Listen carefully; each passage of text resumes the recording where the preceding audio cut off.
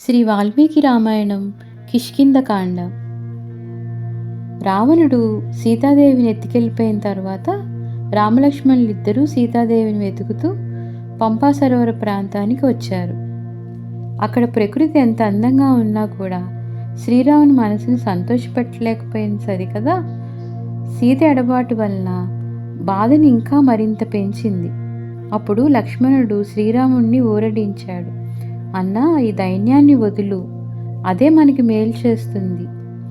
మనం చేసిన ప్రయత్నం విఫలమైనప్పుడు, మనం సంపదల్ని పోగొట్టుకున్నప్పుడు అధైర్యపడకూడదు. ప్రయత్నం చేస్తే మళ్ళీ మంచి ఫలితం వస్తుంది. ఉత్సాహంగా ఉండు.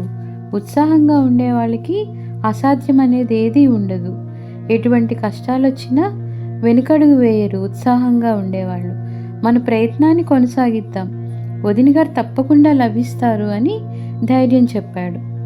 సుగ్రీవుడు ఋష్యముఖ పర్వతం నుంచి ఈ రామలక్ష్మణుని చూసి అతనికి గుండెల్లో రాయి పడ్డట్లయింది. ఆ ఇద్దరు వీరులు నీ తన అన్న వాలి పంపించాడా అని భయపడ్డాడు. ధనుర్బాణాలు ధరించి ఉన్నారు. వాళ్ళెవరో మారువేషంలో వెళ్ళి కనుక్కోమని ఆంజనేయుణ్ణి ఆదేశించాడు. సుగ్రీవుడు చెప్పగానే ఒక్క గంతు వేసి హనుమంతుడు రామలక్ష్మణులు ఉన్న చోటికి వచ్చాడు. సన్యాసి రూపంలో వారి దగ్గరికి వెళ్ళాడు.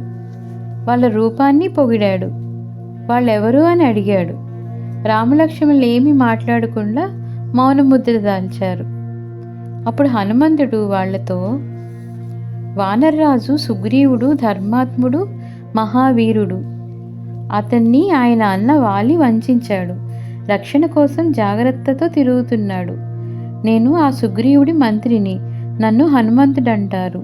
నేను వాయుపుత్రుణ్ణి. ఎక్కడికైనా వెళ్ళి రాగల శక్తి గలవాణ్ణి. సుగ్రీవుడు పంపగా ఈ రూపంలో మీ దగ్గరికి వచ్చాను. సుగ్రీవుడు మీతో స్నేహాన్ని కోరుతున్నాడు అని చాలా చాకచక్యంగా చక్కగా మాట్లాడాడు. విషయాన్ని చెప్పే పద్ధతిలో చాలా నేర్పు ప్రదర్శించాడు. అప్పుడు హనుమంతుడి మాట తీరుకి శ్రీరాముని చాలా ఆకట్టుకుంది. అప్పుడు శ్రీరాముడు లక్ష్మణుడితో ఇలా అన్నాడు. ఇతడు వేదాల్ని వ్యాకరణాన్ని క్షుణ్ణంగా చదివాడని నిశ్చయం. లేకపోతే మాటల్లో ఇంత స్పష్టత ఉండదు. తడబాటు తొందరబాటు లేకుండా, తప్పులు పలకకుండా సరైన స్వరంతో చెప్పదలుచుకున్న విషయాన్ని మనసుకు హత్తుకునేటట్లు చెప్పాడు. ఈయన మాట్లాడే తీరు చూస్తే చంపడానికి కత్తెత్తిన శత్రువుకు కూడా చేతులు రావు అని మెచ్చుకున్నాడు. మాటకుండే శక్తి అటువంటిది. హనుమంతుడితో లక్ష్మణున్నే మాట్లాడమన్నాడు శ్రీరాముడు. హనుమంతుడి అభిప్రాయాలకి సమ్మతి తెలుపుతూ తన వృత్తాంతాన్నంతా వివరించాడు లక్ష్మణుడు. తమకి సుగ్రీవుడి సహాయం ఎంతో కావాలి అని అడిగాడు.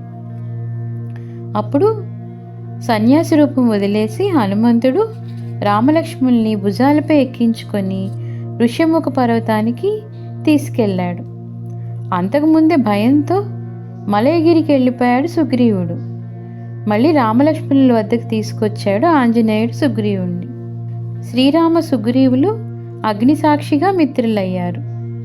సుగ్రీవుడు, రామ, ఈరోజు నీవు నాకు ప్రాణమిత్రుడు అయ్యావు.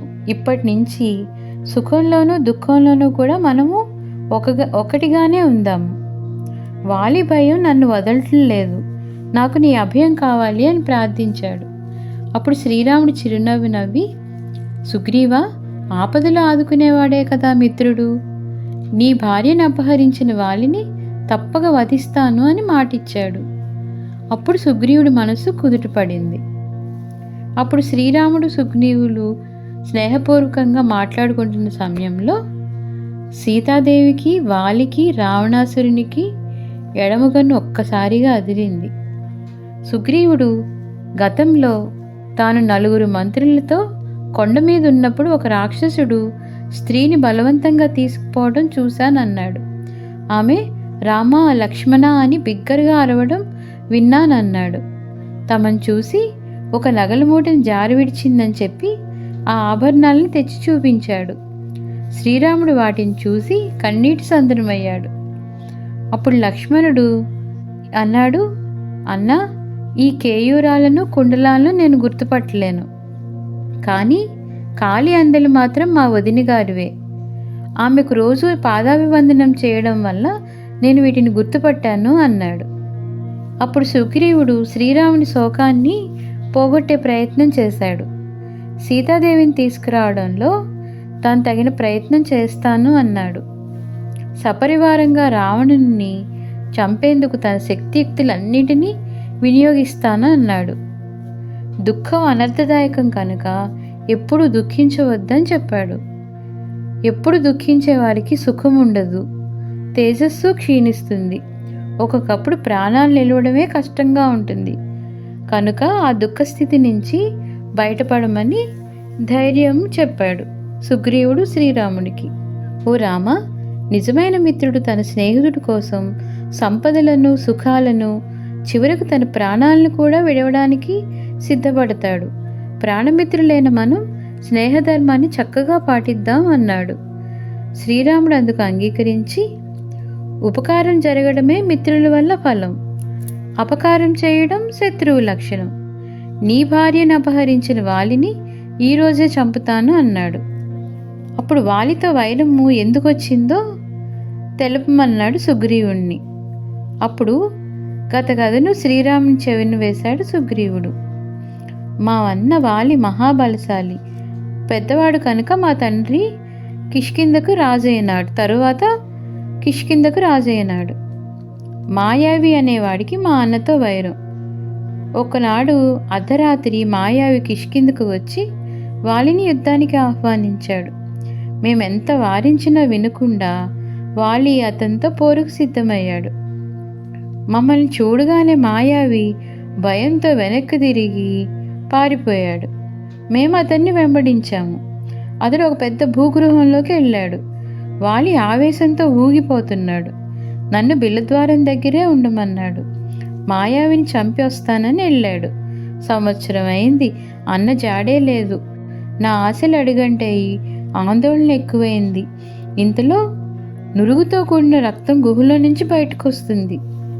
లోపల రాక్షసునివి, అన్నగారివి అరుపులు వినిపిస్తున్నాయి. అప్పుడు మాయావి చేతిలో మా అన్నయ్య చనిపోయాడు అని అనుకున్నాను. రాక్షసుడు బయటకు వస్తాడేమో అని కొండంత బండతో ఆ బిలద్వారాన్ని మూసేసి మౌనంగా కిష్కిందకు వచ్చాను. మంత్రులు నా ద్వారా సమాచారాన్ని రాబట్టి బలవంతంగా నన్ను రాజుని చేశారు. కొంతకాలానికి వాలి వచ్చాడు. నన్ను రాజుని చేయడం చూసి కన్నులెర్ర చేశాడు. నా కుమారుల్ని చెరసాలలో బంధించాడు. ఎంత బతిమిలాడినా నన్ను క్షమించలేదు సరికదా. నన్ను రాజ్యభ్రష్టుని చేయడమే కాదు, నా భార్య రుమను అపహరించాడు. నేను ప్రాణభయంతో పరుగులు తీశాను. సమస్త భూమండలం తిరిగాను. చివరకు ఈ ఋషిముఖ పర్వతానికి వచ్చాను. ఇక్కడికి వాలి రాలేడు, ఎందుకంటే వాలికి మతంగముని శాపం ఉంది. వాలి దుందుబి అనే రాక్షసుడిని చంపి విసిరేసినప్పుడు ఆ రాక్షసుడి నోటి నుంచి రక్తబిందువులు మతంగాశ్రమం మీద పడ్డాయి. అందుకు కోపించిన ముని ఋష్యముఖ పర్వతం మీద కాలు పెడితే వాలి చనిపోతాడని శపించాడు అని సుగ్రీవుడు తన కథంతా చెప్పాడు. సుగ్రీవుడు అసలు శ్రీరాముని బలం ఎలా ఉంటుందో తెలుసుకోవాలనుకున్నాడు. అందుకు దానికి జవాబుగా శ్రీరాముడు కాలి బొటన వేలుతో అక్కడ ఉన్న దుందుబి అస్థిపంజరాన్ని 10 యోజనాల దూరం పడేటట్లు చిమ్మివేశాడు. ఒకే బాణంతో 7 మద్ది చెట్లను చీల్చాడు. అమ్మయ్యా, శ్రీరాముడు బలం ఎలాంటిదో తెలిసిపోయింది సుగ్రీవుడికి. చాలా సంతోషించాడు. ఇంకా ఆలస్యం చేయొద్దు, వాలిని చంపేద్దామని చెప్పి శ్రీరాముడిని తొందరపెట్టాడు. అందరూ కిష్కిందకు వెళ్ళారు. సుగ్రీవుడు భయంకరంగా గర్జిస్తూ వాలిని యుద్ధానికి ఆహ్వానించాడు. వాలి మహాబలశాలి కదా, క్షణాల్లో అక్కడ వాలాడు. ఇద్దరి యుద్ధం అక్కడ భయానకంగా జరుగుతుంది. వాలి సుగ్రీవులు ఒకే పోలికతో ఉన్నారు. అందుకే శ్రీరాముడు వాలిని గుర్తించలేకపోయాడు. ఆ వాలిని తట్టుకోలేకపోయాడు సుగ్రీవుడు. శ్రీరాముడి కోసం చూశాడు, కనిపించలేదు. గుండె గుబేలు మంది. ప్రాణభయంతో మళ్ళీ ఋషిముఖ పర్వతానికి పరుగులు తీశాడు సుగ్రీవుడు. ఇక అక్కడికి సుగ్రీవుడు వాలి రాలేడు కదా, సుగ్రీవుడితో బతికావు పో అని వెళ్ళిపోయాడు. అప్పుడు లక్ష్మణ హనుమంతులతో కూడి శ్రీరాముడు సుగ్రీవుని దగ్గరికి వచ్చాడు. సుగ్రీవుడు సిగ్గుతో తలదించుకొని, నీ సూచన పాటించినందుకు ఫలితం ఇదేనా అని ప్రశ్నించాడు. అప్పుడు శ్రీరాముడు అసలు విషయం చెప్పాడు. సుగ్రీవుణ్ణి గుర్తించటానికి వీలుగా నాగకేసరపు లతను మెడలో వేయమని లక్ష్మణుడికి చెప్పాడు. అన్న ఆజ్ఞను వెంటనే అమలు చేశాడు లక్ష్మణుడు. ఒక పూలతో నిండిన ఆ లతను ధరించి సుగ్రీవుడు తిరిగి యుద్ధానికి సన్నద్ధమయ్యాడు. మళ్ళీ కిష్కింధకు ప్రయాణం అయ్యారు అందరూ. సుగ్రీవుడు వాళ్ళని మళ్ళీ యుద్ధానికి ఆహ్వానించాడు. వాలి యుద్ధానికి బయలుదేరితే అతని భార్య తార అడ్డుపడింది. ఒకసారి ఓడిపోయి దెబ్బలు తిన్న సుగ్రీవుడు మళ్ళీ ఎందుకు పిలుస్తున్నాడు? ఇందులో ఏదో ఆంతర్యం ఉంది. సుగ్రీవుడికి శ్రీరాముడు అన్నగా ఉన్నాడన్న విషయం మనకు తెలుసు. యుద్ధానికి వెళ్ళడం క్షేమం కాదు అని వారించింది. కానీ తార మాటలను వినలేదు వాలి. యుద్ధానికి అడుగులు వేశాడు. ఇంకా వాలి సుగ్రీవుల పోరు తీవ్రంగా సాగుతుంది. రక్తం కారుతున్నా కూడా పట్టించుకునే స్థితిలో లేరు వాళ్ళిద్దరు. మెల్లమెల్లగా సుగ్రీవుని శక్తి అంతా సన్నగిల్లిపోతుంది. మాటి మాటికి దిక్కులు చూస్తున్నాడు. ఇంకా అతని ఆంతర్యం అర్థమైంది శ్రీరామునికి. విషసర్పంతో సమానంగా ఉండే బాణాన్ని అతడు వాలి మీదకి వేశాడు. అది క్షణాల్లో వెళ్ళి వాలి వక్షస్థలంలో గుచ్చుకుంది. వాలి నేల మీదకి వాలిపోయాడు. స్పృహ కోల్పోయాడు. రక్తపు మడుగులో పడున్న వాలి కొంతసేపటికి తేరుకొని రామలక్ష్మణుల్ని చూశాడు. చూసి శ్రీరామునితో ఇలా అన్నాడు, నువ్వు ఉత్తముడని పేరు పొందావు. ఇంత అధర్మంగా ఎందుకు ప్రవర్తించావు? నీకు నీ దేశానికి నేనెప్పుడు అపకారం చేయలేదు. అలాంటప్పుడు నన్నెందుకు చంపాలనిపించింది?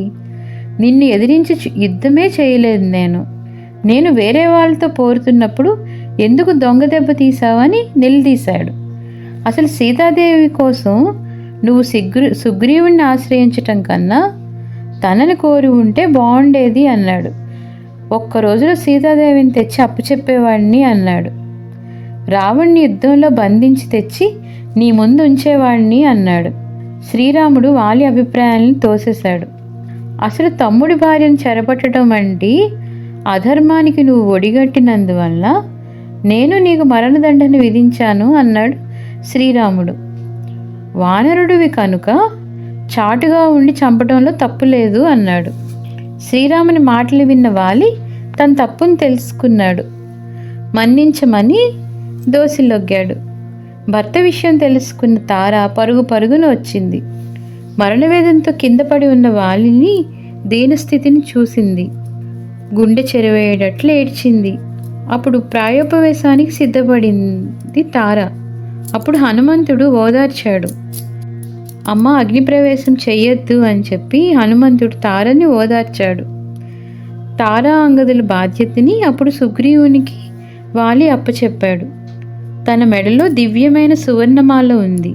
దాన్ని సుగ్రీవునికి ఇచ్చి వెంటనే ధరించమన్నాడు. లేకుంటే వాలి చనిపోయిన మరుక్షణమే ఆ మాలకున్న శక్తి నశిస్తుందన్నమాట. కొడుకైన అంగదుడికి జీవితంలో ఎలా నడుచుకోవాలో ఉపదేశించాడు. ఇంకా ఆ బాణం వల్ల కలుగుతున్న బాధ అంతకంతకు పెరిగిపోయి ప్రాణాలను వదిలాడు.